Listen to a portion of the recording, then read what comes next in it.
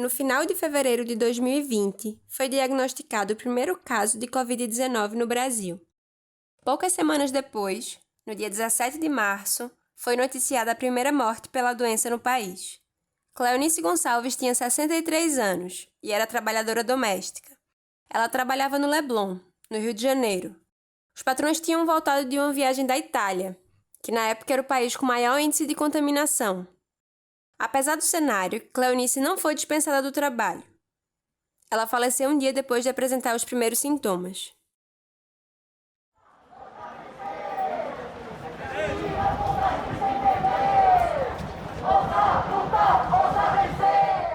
Pouco mais de um ano depois, mais de 460 mil pessoas já morreram por causa do coronavírus no Brasil. Vacinação lenta, negacionismo científico, falta de medidas efetivas para combater a disseminação do vírus, campanhas mentirosas sendo divulgadas pelo próprio presidente.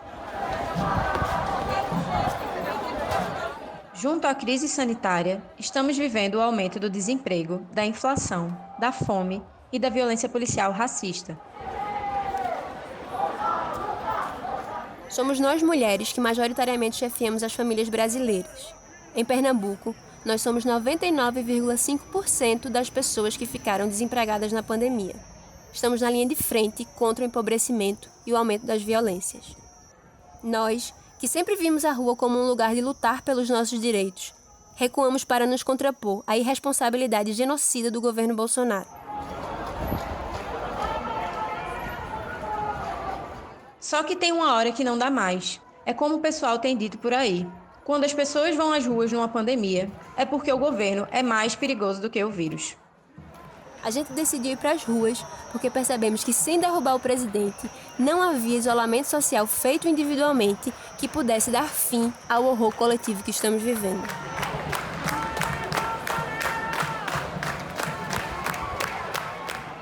Movimentos sociais e centrais sindicais começaram a puxar o primeiro grande ato nacional para o dia 29 de maio, reivindicando a queda do governo Bolsonaro. No Recife, a gente se concentrou na Praça do Derby, às 9 da manhã.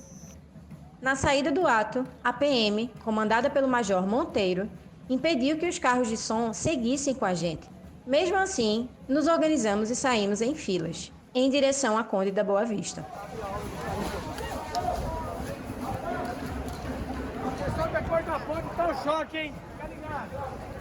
Ainda na Boa Vista, o Major Monteiro disse às advogadas que recebeu ordem para não deixar a manifestação passar da Praça do Diário, que se chegasse lá, a coisa ia pegar. Como tinha um bloqueio do batalhão de choque da PM antes da Praça do Diário, a gente foi encerrando a caminhada e se organizando para dispersar o ato ainda no cruzamento da Avenida Guararapes com a Rua do Sol. Nesse momento, 2 pessoas foram detidas. Uma delas disse que foi abordada pelos policiais quando estava simplesmente passando do lado da barreira do choque.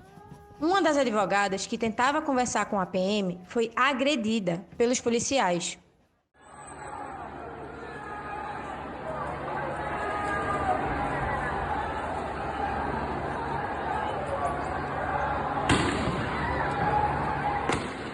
O ato saiu em filas. As pessoas estavam respeitando as medidas de segurança. No meio de uma pandemia, quem causou o problema sanitário foi a polícia.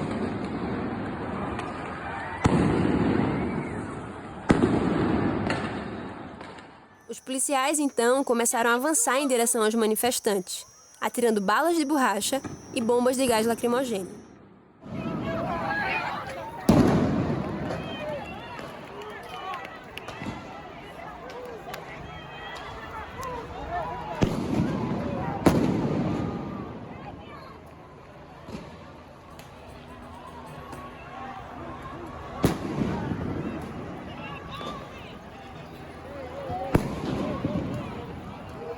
Todo mundo saiu correndo. Algumas pessoas voltaram para a ponte Duarte Coelho, outras correram pela Rua do Sol. Ninguém estava esperando que isso pudesse acontecer. Depois da emboscada que aconteceu nesse dia, a PM e outros setores conservadores começaram a espalhar a mentira de que os manifestantes estavam supostamente jogando pedras contra a polícia e que a PM teria agido com violência para conter o ato que estaria fora do controle.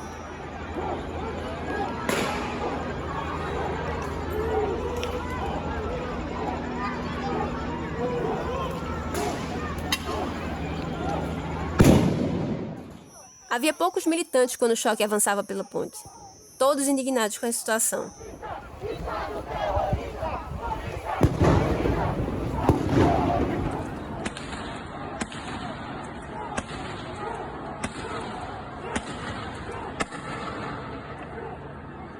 Na noite do dia 29 de maio, o governador Paulo Câmara se pronunciou repudiando o episódio de violência. Luciana Santos, a vice-governadora, horas antes também se pronunciou, afirmando que a violência da PM não foi autorizada pelo governo do estado. O problema é que enquanto os manifestantes estavam sob ataque da PM, o secretário de Defesa Social estava ao vivo em um jornal de TV, falando diretamente da sala de monitoramento das câmeras da SDS. Alguns dias depois, o secretário veio a público afirmar que teria dado ordens para parar o ataque, mas a ordem não teria sido respeitada pela polícia.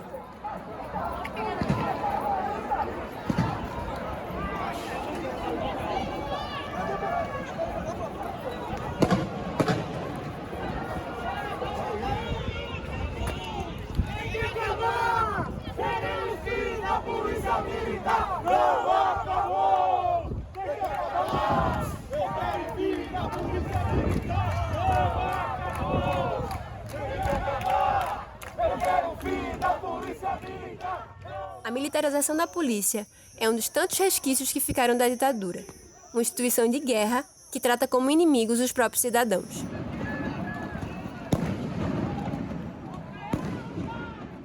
O que aconteceu no dia 29 é retrato da atuação rotineira da polícia nas periferias e no campo, principalmente contra pessoas negras e indígenas.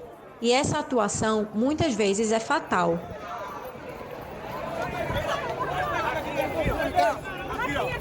Me ajudem! O companheiro foi atingido aqui pela polícia do governador Paulo Câmara. Ei, tem uma enfermeira aqui, vem pra cá. Me ajudem, por favor. Vamos pra aqui, Por favor, gente, por favor. Eu sou pai de família. A polícia aqui em Pernambuco, reprimindo os trabalhadores. Na ponte, Daniel Campelo foi alvejado no olho pela PM.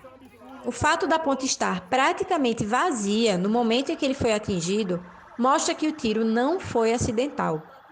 O fato da polícia ter atirado no olho de Daniel, uma pessoa que estava de passagem, mostra que em nenhum momento a ação da polícia foi uma reação a atitudes dos manifestantes. Daniel perdeu a visão por causa de um tiro de bala de borracha, dado pela Polícia Militar de Pernambuco. Essa mesma polícia não prestou socorro e seguiu atacando a população enquanto Daniel pedia ajuda.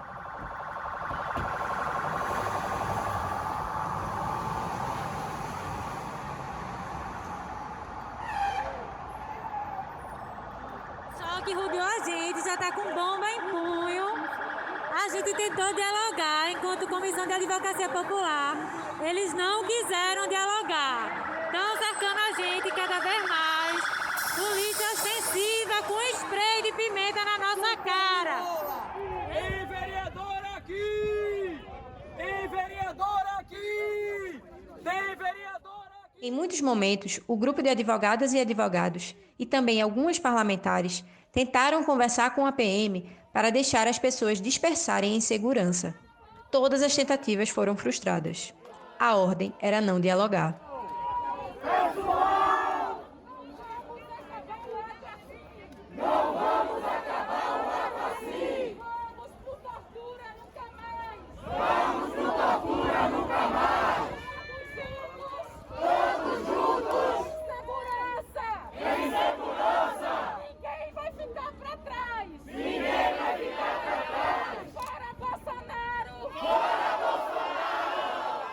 Vacina no braço!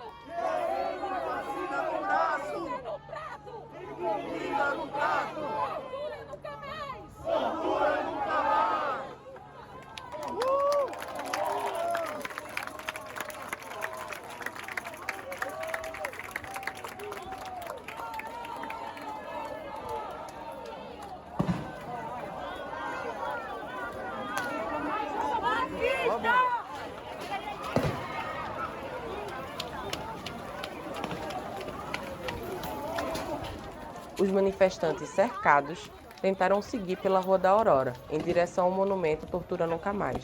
Mesmo vendo que os manifestantes estavam dispersando, a polícia continuou o ataque.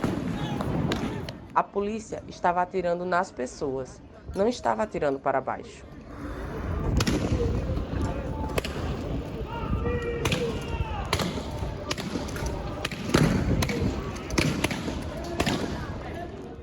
Tem gente correndo com mais pressa agora, se assustando mais aqui, na lateral de lá, provavelmente porque... Cadê o carro? A polícia está avançando pelo lado de cá também, olha a polícia ali. A galera saiu correndo mais aqui e o choque avançando pela ponte ali. Enquanto o choque avançava pela Duarte Coelho, mirando nas pessoas, a Rádio Patrulha se montava na ponte Princesa Isabel, formando uma emboscada. Aqui a situação, até mais perto aqui de casa, tem até ônibus dando ré. Um ônibus dando ré. A polícia avançou atirando, não para dispersar, mas para ferir quem estava no ato. Que desnecessária.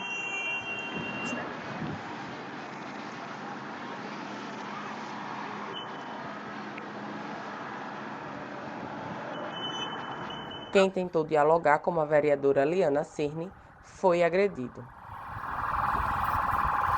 Ele jogou as pedras de mim.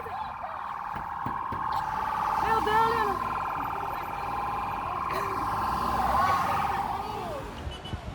Com essa quantidade de bombas e de tiros, com essa quantidade de policiais de vários batalhões diferentes, quanto custou essa operação?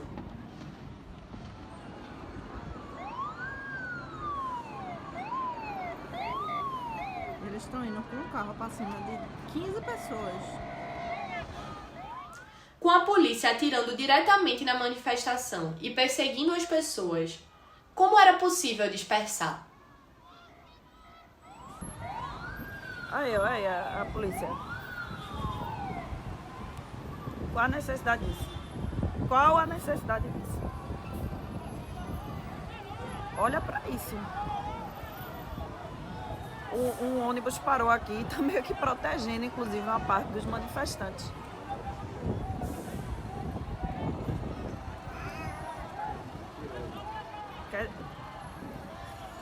Entraram no carro na maior velocidade e começaram a correr disparado assim no carro da polícia. E o choque chegando aqui perto.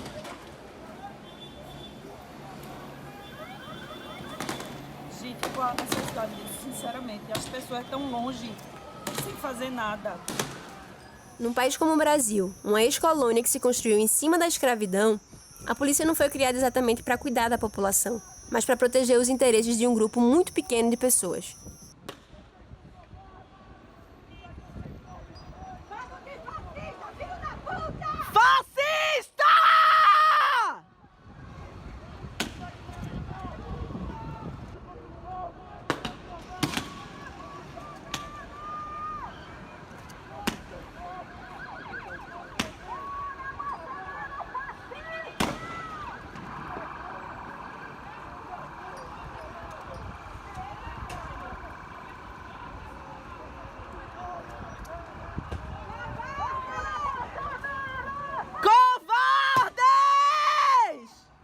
Jonas Correia de França, um trabalhador que, como Daniel, estava só de passagem, levou um tiro de bala de borracha no olho, disparado de muito perto.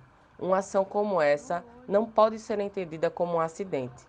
Pato, velho! Opa aí! Tão doido, caralho! Opa aí! Ai, meu Deus! Cadê a imprensa?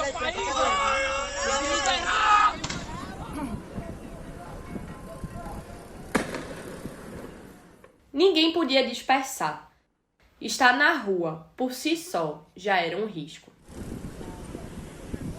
O governador disse que a ordem de atacar os manifestantes não saiu da Secretaria de Defesa Social. Mas tudo o que foi feito até agora não responde à questão. O que está acontecendo com a Polícia Militar de Pernambuco?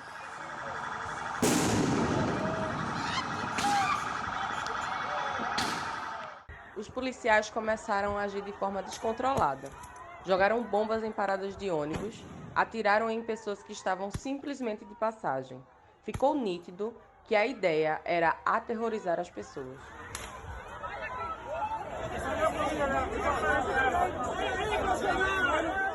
Esses não são eventos isolados. O terror e o uso desproporcional da força feito pela polícia é cotidiano.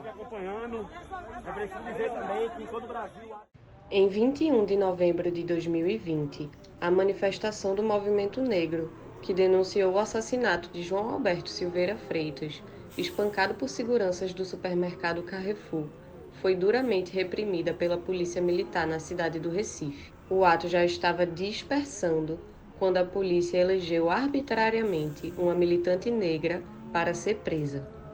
A Polícia Militar mobilizou mais de 10 viaturas e um helicóptero para reprimir os manifestantes. No dia 25 de maio de 2021, 200 famílias sem terra do acampamento Bondade, em Amaragi, foram despejadas de forma brutal por essa mesma polícia militar. 450 policiais do Batalhão Especializado de Policiamento do Interior, do Batalhão de Choque da Polícia Militar, da Cavalaria da Polícia Militar e um helicóptero da Secretaria de Defesa Social foram alocados para despejar de forma criminosa as famílias agricultoras. Os relatos são de que a ação contou com espancamentos e que o helicóptero jogava do ar bombas de gás em cima das famílias. Várias pessoas foram detidas, entre elas uma criança de 12 anos de idade. 45 capangas armados fazendo o papel da polícia. Exonerar os comandantes envolvidos nas operações é, sem dúvidas, uma medida necessária, mas não é de forma alguma uma medida suficiente. Não resolve o problema. A própria função da polícia na nossa sociedade precisa ser repensada. A forma como essa instituição foi concebida e o treinamento dos policiais se dá a partir de pilares racistas e classistas. O treinamento dos policiais tem uma lógica de paixão pela violência que precisa ser combatida com urgência. O que ocorreu no dia 29 de maio em Pernambuco se soma ao clima de ataque à Constituição que se vive em todo o país. Estamos vivenciando o crescimento de um poder paralelo, que atua à revelia da nossa legislação. É preciso interromper a escalada do fascismo em nosso país e em todas as instituições públicas. Nada do que foi feito até agora responde. Quem deu a ordem para essa ação?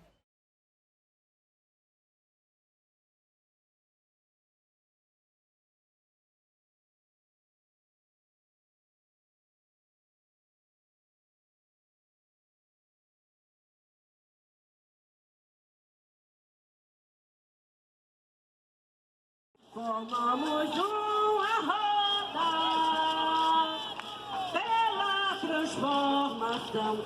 Tentam nos intimidar, mas nós não recuaremos. A gente sabe que tem um longo caminho para reconstruir os direitos que estamos perdendo nos últimos anos. Esse é só o começo da construção de novos tempos. Estamos firmes, fortes e unidas. Dias mulheres virão. Não é só sexo, nossa luta é bem maior. Ó, seu machista, ó, isso aqui não é só sexo, nossa luta é bem maior. Ó, seu machista, ó, isso aqui não é só sexo, nossa luta é bem maior.